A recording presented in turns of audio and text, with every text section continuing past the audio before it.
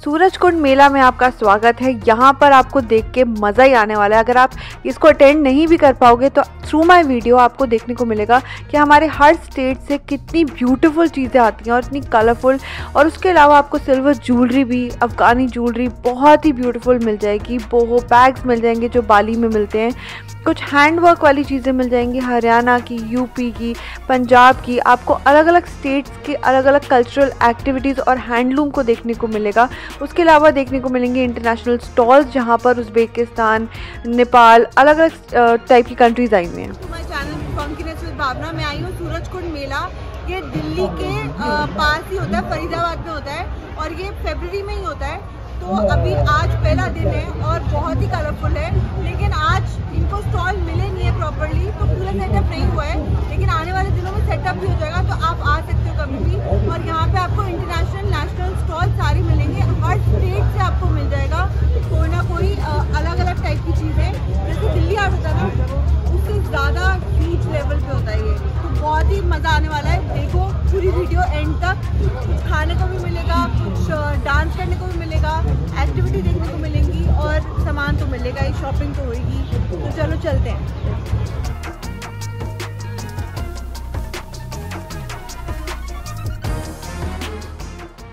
जोधपुर का है? नहीं, हैंडलूम का है, पूरा कच्छ का, भुजोड़ी का। पूरा कच्छ का है, हाँ, गुजरात का।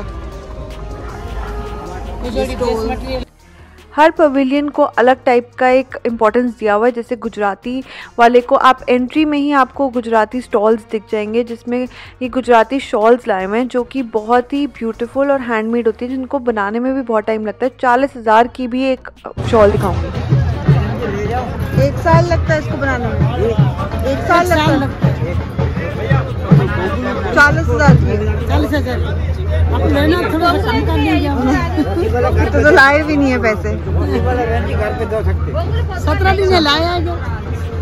बहुत ही अलग लेवल की क्राफ्ट्समैनशिप देखने को मिलेगी आपको। यहाँ पर आपको मंदिर में रखने के लिए मूर्तियाँ और डेकोरेटिव आइटम्स मिल जाएंगे जो आप अपने घर में सजावट की तरह भी यूज़ कर सकते हो। उसके अलावा पंजाब का भी स्टॉल था, गुजरात के वाले स्टॉल के साथ ही बिल्कुल एंट्रेंस के आसपास। यहाँ पे फुलकारी दुपट्टे और सूट मिल रहे थे। इवन सलवार में भी एम्ब्रॉयडरी हुई हुई थी और इसमें कलर्स भी बहुत ही ब्यूटीफुल और इनमें बहुत ही स्वीट सी डिटेल्स होती हैं जो मिरर लाइक लगती हैं। और अगर आप अमृतसर कभी गए हो तो बिल्कुल एग्जैक्टली ऐसी चीज़ें मिलती हैं वहाँ पर। और फुलकारी बहुत ही कलरफुल लगता है। ये कितने की है?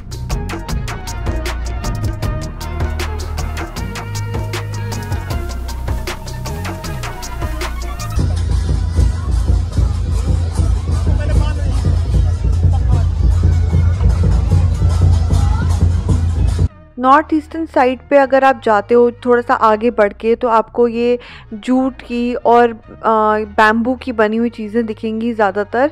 और इसमें भी आपको बोहो बैग्स मिल रहे थे विद लेदर डिटेलिंग। और उसके अलावा इन्होंने एम्ब्रॉयडरी, कुछ फैब्रिक को यूज़ करा हुआ था फॉर स्वीट डिटेलिंग। उसके अलावा आपको यहाँ पर मिलेगा मेखला, चादर, असम वगैरह के भी आइटम्स आए हुए थे। और यहाँ पर साड़ियाँ भी मिल जाएंगी बहुत ही अच्छे हैंडलूम वर्क के साथ। और इन्होंने पीएम मोदी के साथ फ़ोटो भी कराई हुई है, तो इतने लेवल पे ये बहुत पॉपुलर है। सिक्किम का ये वाला स्टॉल भी अच्छा था। इसमें इनके पास कुशन कवर्स थे, 1000 रुपीज़ का था ये कुशन कवर। ये काफ़ी चाइनीज़ टाइप की लुक देते हैं। आई थिंक चाइनीज़ लोग ऐसी ही चीज़ें पहनते हैं, but not being racist, this is only to explain कि कैसा टाइप का कल्चरल इन्फ्लुएंस है, बिकॉज वो उस जगह से आसपास है।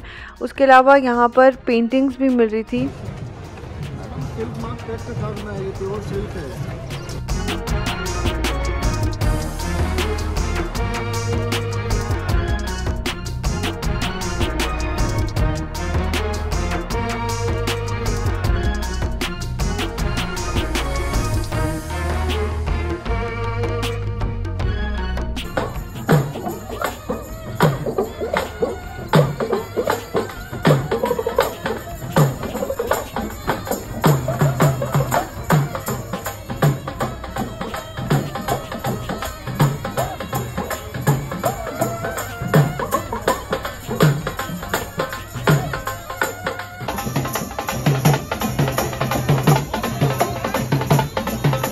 कल्चरल डांसेस देखने के बाद हम बनारस या यूपी वाले स्टॉल के पास आ गए जहाँ पे बनारसी साड़ियाँ मिलती हैं और ये थोड़ी सी एक्सपेंसिव साइड पे पड़ती हैं। ये स्टार्टिंग ही इनका प्राइस 1500-2000 रुपीज़ से होता है अगर आप ऑथेंटिक साड़ियाँ देख रहे हो। और इसमें छोटी छोटी बूटियों का काम होता है, कभी कभी बड़ी भी मिल जाती हैं, और जरी वर्क का काम होता है। और ये मोस्टली आपको पता चलेगा कि ऑथेंटिक है कि नहीं पीछे की एम्ब्रॉयडरी के उससे। आजकल बनारसी सिल्क के अलावा भी अलग फैब्रिक्स पे आने लगा है। उसके बाद ये अफ़गानी ज्वेलरी वाला एक स्टॉल दिखा मुझे, ये बहुत ही रैंडम स्टॉल था। ये दिल्ली हाट में भी बैठते हैं, अगर आप पर्टिकुलरली यहाँ नहीं आ सकते तो यहाँ से दिल्ली हाट जा सकते हो और वहाँ से ख़रीद सकते हो। बट इनके प्राइसेस थोड़े हायर साइड पे ही थे ज्वेलरी के। और इनके पास अफ़गानी ज्वेलरी, गुजराती जो कच्छ वर्क वाली ज्वेलरी होती है वो सब भी मिलती है, थ्रेड वर्क के साथ। गिल्ट कहते हैं इस मटेरियल को।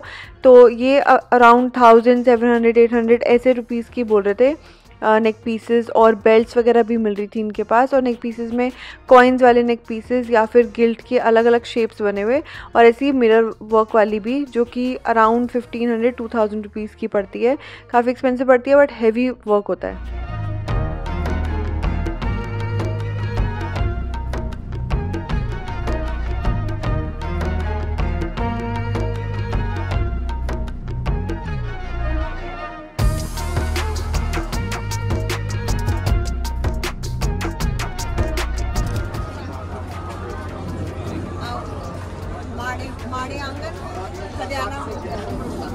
हमारे देश में पधारो।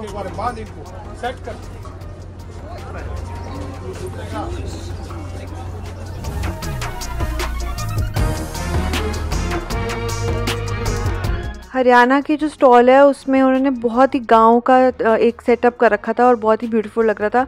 उसी में वहीं पे सेलर्स भी थे जिन्होंने गोटा वर्क वाले दुपट्टे वगैरह रखे हुए थे, और ये भी कुछ 1000-1500 ऐसा ही कुछ प्राइस कोट कर रहे थे। उसके अलावा जो घरों पे लगाने के लिए ये कलरफुल चीज़ें यूज़ होती हैं, किसी ना किसी तरीके से घोड़ों पे यूज़ होती हैं, पंखे वगैरह बड़े स्वीट से, और पपेट्स वगैरह जो हरियाणवी ड्रेसेस में ही थे, वहाँ के पहनावे में ही थे, वो सब भी आपको देखने को मिलेगी। ये सब भी डेकोरेटिव आइटम की तरह काम आता है।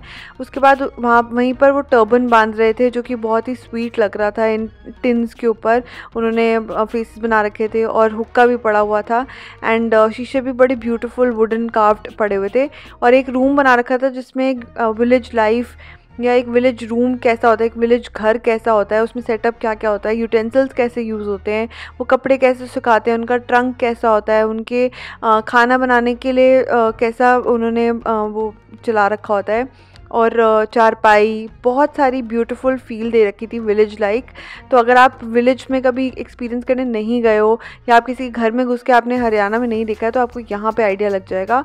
और इन्होंने बाहर भी लैंटर्न्स वगैरह सजा रखे थे, खुरपी वगैरह की, गाँव के उनमें क्या क्या आइटम्स और भी यूज़ होते हैं। तो बहुत ही अच्छी डेकोरेशन थी इस बार सूरजकुंड में, अलग से एक्स्ट्रॉर्डनरी टाइम लगा के उन्होंने एफर्ट कर रखा था।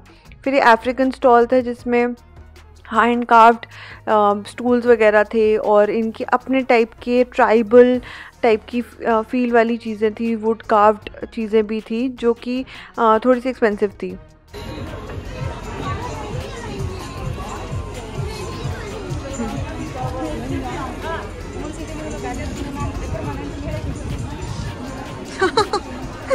सच में मरने का, किसी को मार देने का?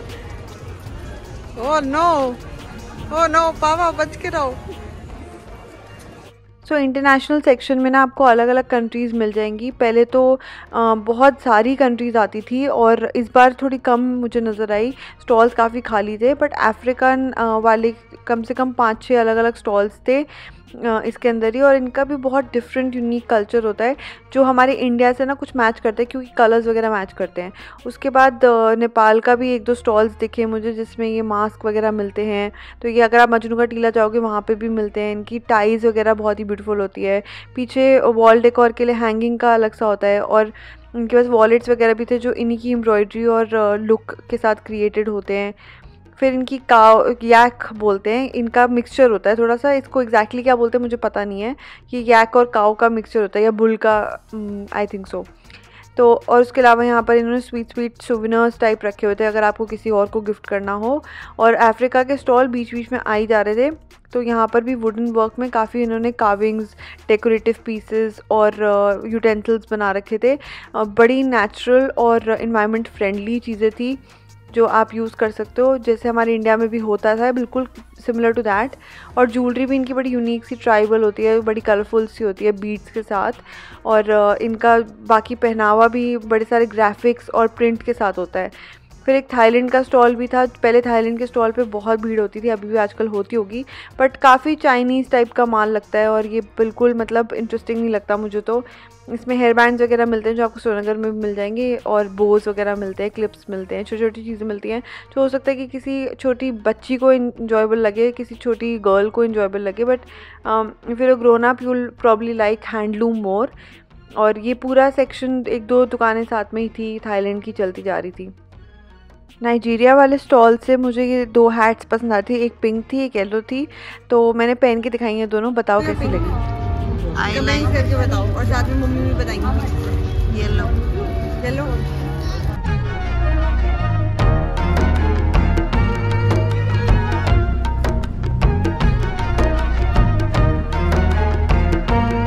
सो I almost bought that hat, लेकिन उन्होंने बोला 600 और मैं ना थोड़ा डाउटफुल थी तो मैंने 500 दे दिए थे, लेकिन मैंने वापस ले लिए क्योंकि मुझे लगा कि शायद मैं ना यूज़ करूँ, इसलिए बेटर है। और मेरे पास है भी एक हैट।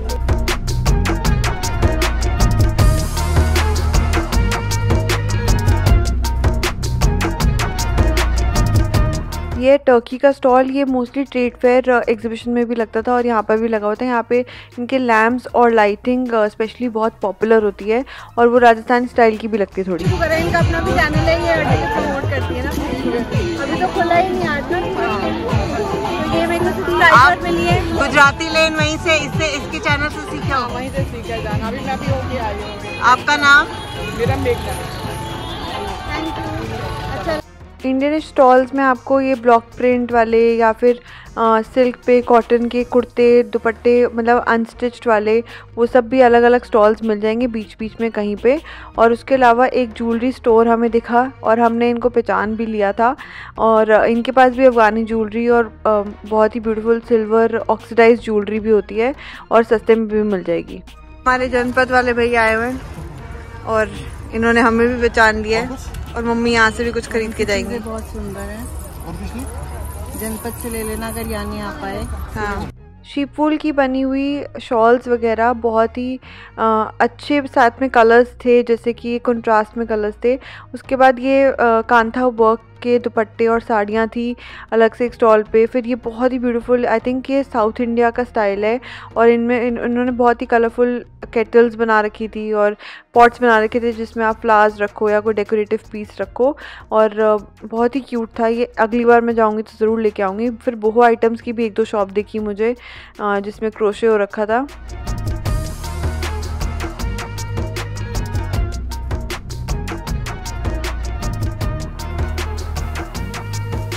उज़्बेकिस्तान वाला स्टॉल जो था ना वो बहुत ही डिफरेंट था। उसमें ऐसी कलरफुल चीज़ें थी, हर जगह कलरफुल दिख रहा था, चाहे वो इंडिया हो चाहे वो इंटरनेशनल स्टॉल्स हो, बट बहुत एक्सपेंसिव बोल रहे थे। मतलब 3000 रुपीज़ का एक गाउन सा बोल रहे थे, बहुत ही बेसिक मिनिमम। कोई तो 10,000 भी बोल रहे थे।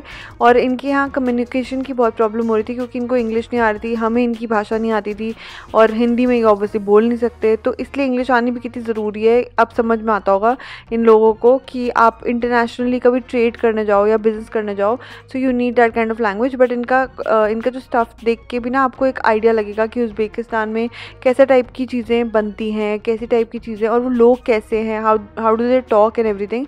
काफ़ी आइडियाज़ लगते हैं और ये तो बहुत ही पॉपुलर स्टाइल था उनका। थ्रू आउट एवरी स्टॉल में ऐसे टाइप के गाउन्स और श्रग्स पड़े हुए थे और वो सब बोल रहे थे 3500 से लेके 10,000 रुपीज़ तक, और ऐसे टाइप के हैंड पेंटेड स्टॉल्स भी लाए हुए थे। ये जो लेडी थी कितनी डिफरेंटली ड्रेस्ड अप थी ना, बहुत ही डिफरेंट चीज़ें देखने को मिलती हैं ऐसी जगह पे।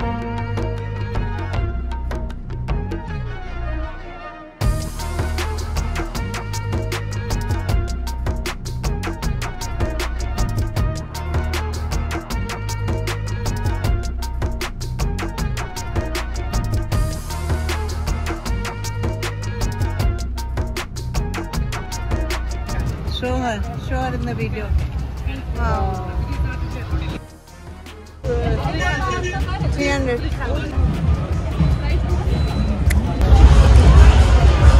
8,000. 10. That's Uzbekistan. ये हमारे कश्मीरियों जैसा ही तो लग रहा है। इनकी शक्ल भी थोड़ी कश्मीरियों जैसी है। अच्छी तो लग रही है।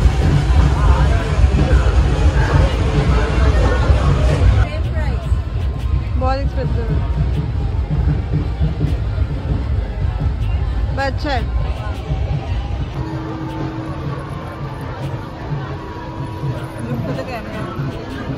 हेलो,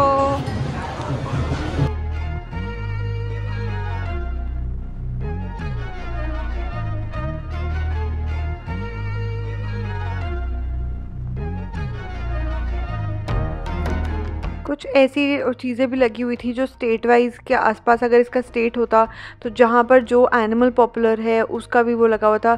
फिर बनारसी सिल्क का वो बना के दिखा रहे थे वहीं पर, और लिटरली मुझे डिज़ाइन बनता हुआ भी दिख रहा था कि कैसा बन रहा है एग्जैक्टली।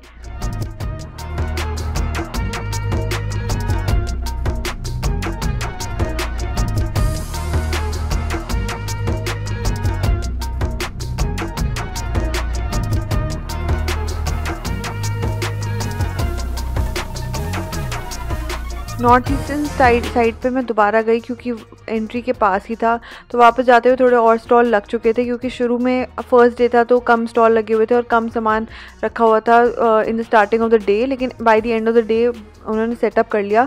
और मुझे इनमें से एक पिकनिक बास्केट चाहिए थी, तो एक स्टॉल पे पूछा मैंने 1600 की बोल रहे थे, वो थोड़ी सी बड़ी साइज़ की, और एक स्टॉल पे मुझे वो 500 की मिल गई। तो मैं अभी दिखाती हूँ कि कौन सा वाला स्टॉल था जहाँ पर मुझे कम की मिल गई। और इन्होंने फर्नीचर भी इस सब की बनाए हुए थे और बहुत ही अच्छे मटेरियल की मिल जाती है, और ये सब आपको दिल्ली हाट में मिलेगा, लेकिन ये लोग वहीं से आए हुए हैं, नॉर्थ ईस्ट से आए हुए हैं और यहाँ पर सेल कर रहे हैं। तो एक तरीके से आपको सपोर्ट करने का अच्छा वे हो सकता है। If you want to buy something अपने घर के लिए, प्लांटर्स लेना चाहते हो या बास्केट्स लेना चाहते हो, ऑर्गेनाइजर्स लेना चाहते हो, तो यहाँ से ले सकते हो।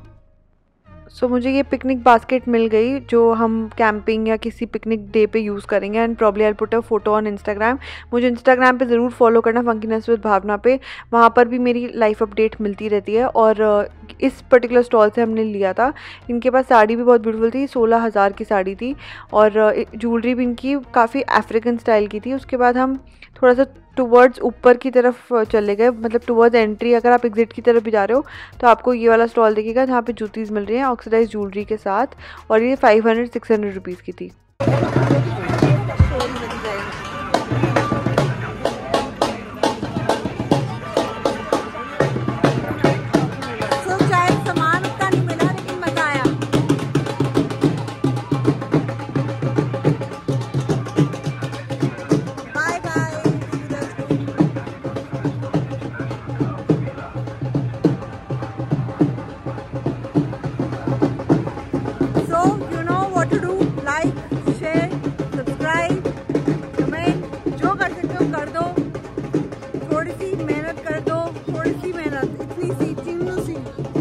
मेला घुमा देती हूँ घर बैठे आए हुए, कुछ तो उसका फायदा हो।